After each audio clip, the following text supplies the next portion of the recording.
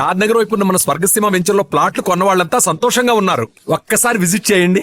నేను కొద్ది రోజులు ఇక్కడ సినిమా టెక్నాలజీ గురించి నేను స్టడీ చేసి నేను కూడా దాంట్లో అప్గ్రేడ్ చేసుకొని వస్తాను అని చెప్పి అక్కడ ఉండటం, తర్వాత అక్కడే ఒక పెద్ద డిస్ట్రిబ్యూటింగ్ కంపెనీలో కొన్నాళ్ళు జాబ్ కూడా చేసేది. ఎందుకమ్మా మనమే 10 మందికి ఇక్కడ జాబ్ ఇచ్చే అవకాశం ఉండి మనం చేస్తుంటే నువ్వు మన జాబ్లో మన చూసుకోకుండా అక్కడ ఉంటే మన దాంట్లో మనం చేసుకోవటం అంటే కాదు, కరెక్ట్ కాదు. పెద్ద కంపెనీల్లో, ఇతర దేశాల్లో ఉన్న కంపెనీల్లో ఒక ఎంప్లాయీగా నేను చెయ్యాలి అనుకున్నానని చెప్పి దాదాపు 4 years 5 years అక్కడే జాబ్ చేసి వచ్చింది. సినిమా గురించి, సినిమా టెక్నాలజీ గురించి, సినిమా వరల్డ్ సినిమా గురించి కూడా చాలా బాగా తెలివితేటలు ఉన్నాయి.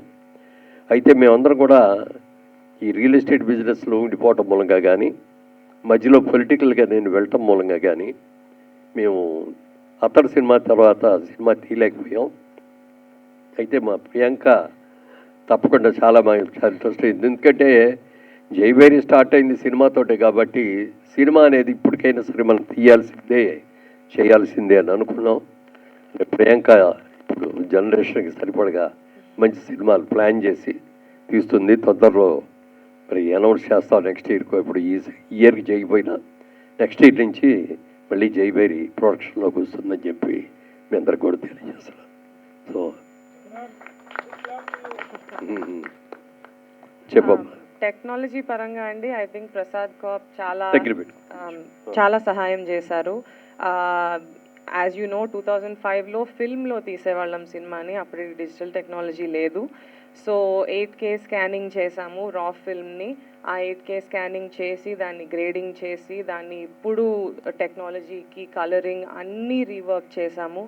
మీరు నమ్మరు, ఆ రీల్ని చూస్తే అది స్కాన్ చేసినప్పుడు ఎంత వర్క్ ఉండిందో. బట్ ఐ థింక్ ప్రసాద్ కాప్లో సాయి గారు అండ్ దెన్ కిరణ్ కుమార్ గారు చాలా సహాయం చేశారు. లేటెస్ట్ టెక్నాలజీతో we have made it 8K quality. Obviously 8K projectors ఇప్పుడు లేరు, సో సూపర్ 4Kలో రిలీజ్ అవుతుంది. సౌండ్ కూడా డాల్బీ అట్మాస్కి అప్గ్రేడ్ చేసాము. So you will definitely enjoy the final fight scene, first 15 minutes. అక్కడ మీకు డెఫినెట్గా బిగ్ స్క్రీన్లో you will have an amazing experience. I think నేను 13 ఏళ్ళప్పుడు ఈ సెట్కి వెళ్ళి హోంవర్క్ చేసుకునేదాన్ని సినిమా షూటింగ్ జరుగుతున్నప్పుడు. నేను కూడా మీ అందరితో రిలీజ్ అయినప్పుడు బిగ్ స్క్రీన్లో కూర్చొని చూద్దాం అనుకుంటున్నాను. I hope everyone enjoys and relive some great memories. Thank you. PCXలో కూడా రిలీజ్ చేద్దామని డిస్ట్రిబ్యూటర్స్ ట్రై చేస్తున్నారు. ఐ థింక్ ప్రసాద్ టీమ్ కూడా they going to support the process. So అది కుదిరితే nothing like it. Biggest screen in Hyderabad, biggest screen in South India. I think you will be able to enjoy this special film. Thank you. దాదాపుగా 2 ఏళ్ళు బట్టి అతడి cinema అంటే చూద్దామని అంటూ దాన్ని పక్కకి పోస్ట్పోన్ చేసాం. ఎందుకంటే ప్రింట్ కూడా ఎలా ఉందో తెలియదు, ఇప్పుడు అప్గ్రేడ్ చేయటం కుదురుతుందో లేదో అని అంటే ఆ ప్రియాంక నేను దగ్గరుండి చేయిస్తానని చెప్పి చాలా ఇంట్రెస్ట్ తీసుకొని చేయించింది. దాంట్లో ఇవాళ రోజున ఇక్కడ కూర్చొని ఈ మిత్రులు మా అందరిలో కూడా మేము వెస్ట్ గోదావరి నుంచి వచ్చిన వాళ్ళమే, ఏలూరు చుట్టుపక్కల నుంచి వచ్చిన వాళ్ళమే. అనేక సినిమాలు ఇప్పుడు రిలీజ్లో చేస్తున్నారు వీళ్ళందరూ కూడా. వీళ్ళు వచ్చి అడిగితే కాదనలేకపోయాం. తప్పనిసరిగా బాగా చేస్తామండి, బ్రహ్మాండంగా చేస్తామని చెప్పటం. దీన్ని ఎక్సెల్ ఆర్ట్స్ ద్వారా వరల్డ్ వైడ్గా రిలీజ్ చేస్తున్నారు. దీన్ని మళ్ళీ ఒక మంచి సినిమాగా డెఫినెట్గా ఇది చాలా పెద్ద హిట్ అవుతుందని నాకు గట్టి నమ్మకం. ఎందుకంటే ఆ రోజుల్లో బిగ్ స్క్రీన్ మీద చాలామంది చూడాల. ఇప్పుడు జనరేషన్ అందరూ కూడా టీవీలో చూసి ఆహా బాగుంది అన్న వాళ్ళు అన్నాయి కానీ బిగ్ స్క్రీన్ మీద చూడాల. అలాంటి వాళ్ళందరికీ కూడా ఇది బిగ్ స్క్రీన్లో సినిమా చూసే అవకాశం ఉంటుంది కాబట్టి ఇప్పుడు మరి ఫ్రెండ్స్ వీళ్ళందరూ కలిసి యువరక్తం వీళ్ళందరూ కూడా యంగ్స్టర్స్ సినిమాని అద్భుతంగా చేస్తామండి అని చెప్పి పట్టుదలగా చేస్తున్నారు. అలాగే ప్రసాద్ ఐమాక్స్లో పెద్ద థియేటర్ చేయడానికి కూడా దానికి 3 days 4 days మళ్ళీ ఎక్స్ట్రా వర్క్ చేయాలి దానికి. అది కూడా చేయటానికి వాళ్ళందరూ కూడా ఇది అయ్యారు. ప్రసాద్ ల్యాబ్ వాళ్ళు కూడా చేస్తామని చెప్పి మాట ఇవ్వటం కూడా జరిగింది. దాన్ని ఆ స్క్రీన్ మీద చూస్తే దాని సినిమా ఇంకో రకంగా ఉంటుంది. అందరూ చూడాలని, మీరు చేస్తున్నటువంటి ఈ ప్రయత్నం హిట్ అవ్వాలని మనస్ఫూర్తిగా కోరుకుంటున్నాను. August 9th మహేష్ బాబు గారి బర్త్డే సందర్భంగా అతడు న్యూ వెర్షన్లో రిలీజ్ చేస్తున్నాము. మీరందరూ ఆ సినిమాని ఎంజాయ్ చేసి మమ్మల్ని అభినందించాలని కోరుకుంటున్నాను. Thank you. సార్, ఈ సినిమా మీకు థియేట్రికల్ రిలీజ్ కంటే కూడా తర్వాత శాటిలైట్స్లో మంచి లాభాలు తెచ్చింది. ఇది సెకండ్ టైం మీరు దాన్ని చేసినప్పుడు అని అంటారు. అది అసలు ఫస్ట్ టైం స్క్రీన్లో డిసప్పాయింట్ చేయటం, తర్వాత శాటిలైట్లో మంచి లాభాలు తెచ్చిపెట్టడం అనేటువంటిది ఎలా అనిపించింది మీకు? How you enjoyed that success on the small screen?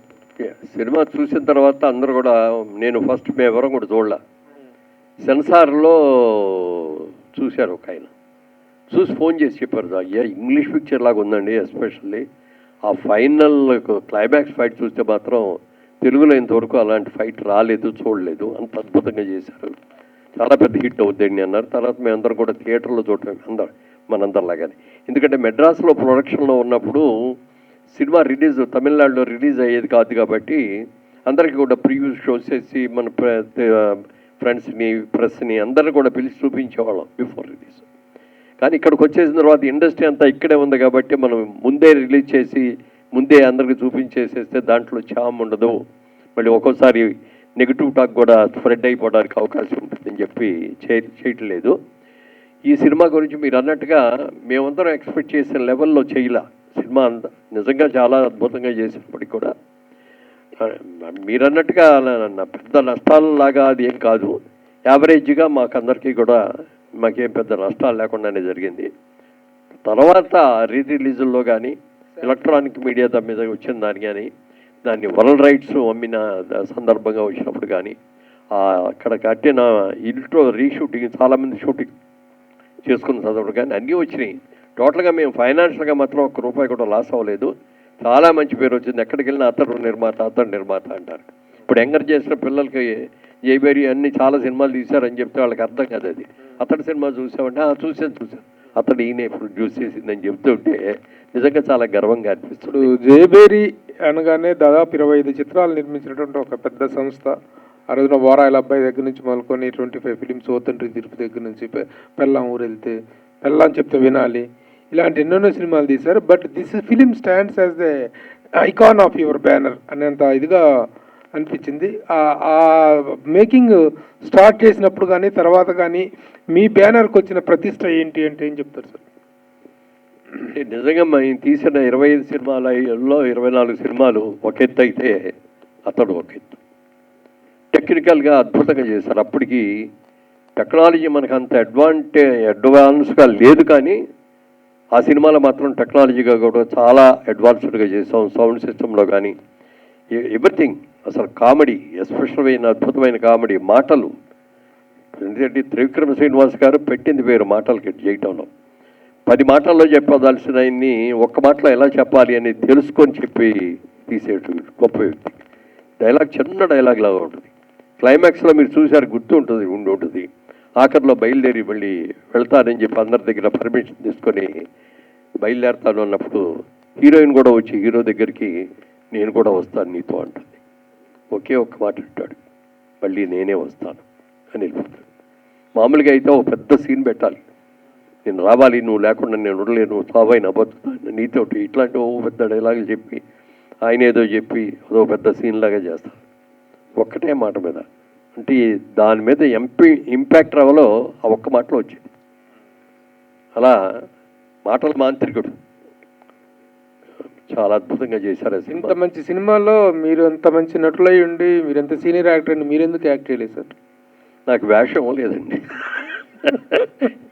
ఎందుకంటే నాకు మొదటి నుంచి కూడా నేను మొట్టమొదటి ఇండస్ట్రీకి వెళ్ళేటప్పుడు సినిమా సక్సెస్ అయిన తర్వాత సెటిల్ అవుతాము అనుకున్నప్పుడు మా ఆవిడ నాకు ఒక కండిషన్ పెట్టింది, మీరు ఎక్కడికి ఎవరి దగ్గరికి వెళ్ళి ఇదిగో ఫలానా సినిమాలో యాక్ట్ చేశానండి, ఇదిగోనండి నా ఆల్బమ్, నా ఫోటో ఇదివ్వండి, నాకు వేషం ఇవ్వండి అని మాత్రం మీరు అడగకూడదు అని చెప్పి మా ఆవిడ కండిషన్ పెట్టింది.